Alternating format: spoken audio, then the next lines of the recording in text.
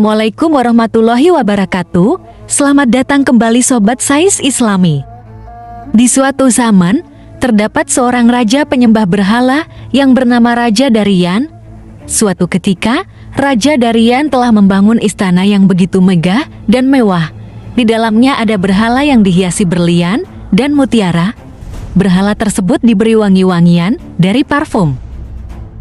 Di depan istana yang mewah tersebut, terdapat sebuah waduk yang dibuat dari tanah besar yang berisi bara api.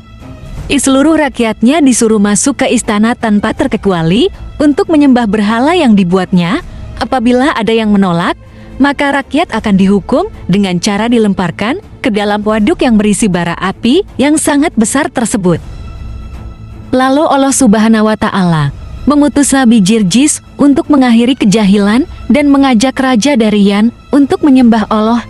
Nabi Jirjis langsung menghadap sang raja dan berkata kepada raja, "Mengapa engkau menyembah berhala? Padahal berhala tidak mendengar, tidak melihat, dan tidak bisa memenuhi kebutuhanmu." Raja Darian menjawab, "Semenjak aku menyembah berhala, aku bisa memiliki kerajaan dan hartaku bertambah dan berlimpah. Lalu kamu apa yang telah kamu raih dengan menyembah Tuhanmu, sedangkan kamu bahkan tidak mempunyai harta dan kemewahan seperti aku? Dan tidak sedikit pun kenikmatan yang kamu dapatkan." Nabi Jirjis kembali berkata, "Sesungguhnya nikmat dunia itu akan hilang ketika meninggal, dan Allah telah memberikanku nikmat akhirat di dalam surga kelak." Lalu terjadi debat yang panjang di antaranya. Akhirnya Raja Darian menjadi marah karena kalah dalam debat tersebut. Kemudian ia menyuruh prajuritnya untuk membunuh Nabi Jirjis. Sang raja lalu menyuruh ajudannya untuk mendidihkan air dalam sebuah panci besar, lalu mengalirkannya ke tubuh Nabi Jirjis. Seketika itu, tubuh Nabi Jirjis langsung meleleh hebat. Tak cukup sampai di situ, raja menyuruh prajuritnya untuk menyisir tubuh Nabi Jirjis dengan sisir yang berasal dari besi hingga tak tersisa sejengkal pun daging dari tubuh Nabi Jirjis kecuali tulang-tulangnya. Lalu Allah Subhanahu wa Ta'ala menghidupkan kembali Nabi Jirjis dan mengembalikan bentuknya seperti sempurna. Kemudian Nabi Jirjis menyeru kepada raja dengan suaranya yang lantang, "Hai kafir, katakanlah tiada Tuhan selain Allah." Seru ucapan Nabi Jirjis. Melihat langsung keajaiban itu, bukannya membuat raja menjadi luluh dan beriman, tapi malah membuat saja semakin dendam. Ia kembali menyiksa Nabi Jirjis dan raja memerintahkan prajuritnya agar membawakan 6 paku besar. Lalu menancapkan 2 paku pada kedua tangan Nabi Jirjis dan menancapkan 2 paku pula di kaki, 1 paku ditancapkan di kepala dan 1 paku lagi ditancapkan pada dada Nabi Jirjis. Tubuh Nabi Jirjis penuh dengan darah dan luka akibat paku-paku yang ditancapkan di tubuhnya, dan beliau pun langsung meninggal dunia. Lalu Allah mengutus malaikat untuk melepaskan paku-paku tersebut dari tubuh Nabi Jirjis. Nabi Jirjis pun hidup kembali dan tubuhnya kembali utuh seperti sedia kala. Kebekas luka yang mengalir di tubuh Nabi Jirjis hilang tak bersisa. Nabi Jirjis kembali berkata dengan suara yang lebih lantang, "Hai kafir, katakanlah tiada Tuhan selain Allah," seru Nabi Jirjis. Sang raja menyiksa dan membunuh Nabi Jirjis sampai 70 kali. Namun Allah menghidupkannya kembali dengan kondisi tubuh seperti sedia kala. Ada pula pendapat yang meriwayatkan sampai 100 kali.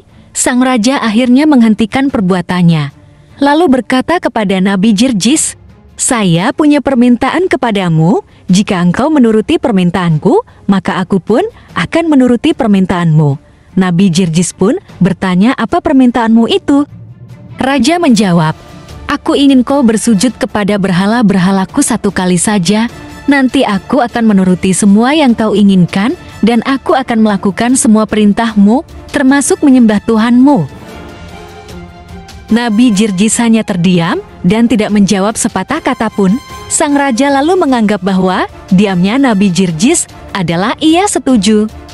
Lalu sang raja berkata, "Hai Nabi Jirjis, aku telah menyiksamu dengan berbagai macam cara siksaan, dan banyak menyakiti tubuhmu, bermalamlah di rumahku, agar engkau dapat beristirahat malam ini." Saat beliau membaca kitab Sabur, ternyata bacaannya tak sengaja terdengar oleh istri raja dan membuat terpana dalam hatinya. Istri sang raja pun semalaman menangis sejadi-jadinya. Lalu ia datang pada Nabi Jirjis untuk bertaubat dan memeluk Islam. Ia melakukan hal ini diam-diam tanpa sepengetahuan suaminya. Pada esok pagi harinya, Nabi Jirjis keluar dari istana raja. Sang raja mengajak Nabi Jirjis ke tempat berhala-berhalanya. Nabi Jirjis hanya diam dan tidak menjawab sepatah kata pun. Raja menjadi jengkel, lalu memasukkan Nabi Jirjis ke rumah seorang perempuan tua di desa yang sama. Di dalam rumah perempuan tua itu, ada seorang anak yang buta, tuli, dan bisu. Di rumah itu, Nabi tidak diberi makan dan tidak boleh ada seorang pun yang memberinya makanan. Saat beliau mulai kelaparan, beliau melihat ada sebatang ranting di dalam rumah itu, lalu Nabi Jirjis berdoa kepada Sang Pencipta.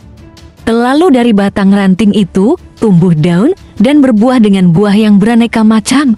Ketika perempuan tua itu melihat kejadian tersebut, ia pun langsung mengucapkan syahadat dan meminta agar mendoakan anaknya agar sembuh. Seketika itu juga bumi terbelah, berhala-berhala yang ada di hadapannya jatuh tenggelam ke dalam perut bumi. Ketika istri raja melihat mukjizat Nabi Jirjis, maka ia pun langsung pergi ke istana dan berseru kepada rakyatnya, "Wahai penduduk negeriku, kasihanilah kepada diri kalian." Beliau pun bermunajat kepada Allah agar Allah menyembuhkan anak laki-laki itu. Nabi Jirjis lalu memanggil anak itu, "Wahai anakku." Anak laki-laki itu menjawablah, "Baik, ya Nabiullah, segera pergilah kamu ke tempat berhala-berhala itu dan katakan kepada mereka, Jirjis memanggilnya." Anak itu pun bergegas pergi dan masuk ke tempat berhala-berhala itu yang jumlahnya ada 70. Lalu anak itu menyampaikan kepada berhala apa yang dipesankan oleh Nabi Jirjis. Dengan mukjizat Allah Subhanahu wa Ta'ala, berhala-berhala tersebut berjalan menuju kepada Nabi Jirjis. Berhala-berhala itu berjalan menggunakan kepalanya di bawah. Tak sengaja istri raja melihat berhala-berhala itu berjalan, lalu ia mengikuti arah tujuan berhala-berhala itu. Sesampainya di depan Nabi Jirjis, lalu beliau melihat istri raja berada di belakang berhala-berhala tersebut. Kemudian Nabi Jirjis menunjuk ke arah bumi dan menghentakkan kakinya. Sang raja terkejut mendengar ucapan istrinya, lalu raja berkata, "Sungguh aku sudah melihat sekian mukjizat, tapi aku tidak akan mempercayainya. Engkau hanya melihat satu saja, sudah langsung percaya padanya." Sang istri menjawab, "Itu karena kamu adalah orang yang celaka, sedangkan aku adalah orang yang beruntung." Kemudian sang raja pun memerintahkan prajuritnya untuk membunuh istrinya. Di sisi yang lain, Nabi Jirjis bermunajat kepada Allah, "Ya Allah, saya telah merasakan gangguan orang-orang kafir selama 70 tahun dan sudah tidak tersisa lagi kekuatan dan kemampuanku setelah hari ini. Ya Allah, maka berikanlah kepadaku rizki mati syahid dan azablah mereka." Tidak lama kemudian, datanglah beberapa prajurit istana kepada Nabi Jirjis, lalu mereka menusukkan pedangnya ke tubuh Nabi Jirjis. Nabi Jirjis pun meninggal dalam keadaan syahid.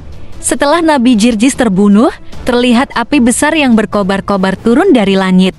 Api tersebut lalu membakar istana sang raja, hingga tak tersisa sedikit pun.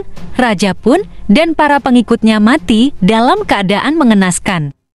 Wallahualam bisawab. Terima kasih buat Sobat Sains Islami yang telah menonton video ini hingga selesai.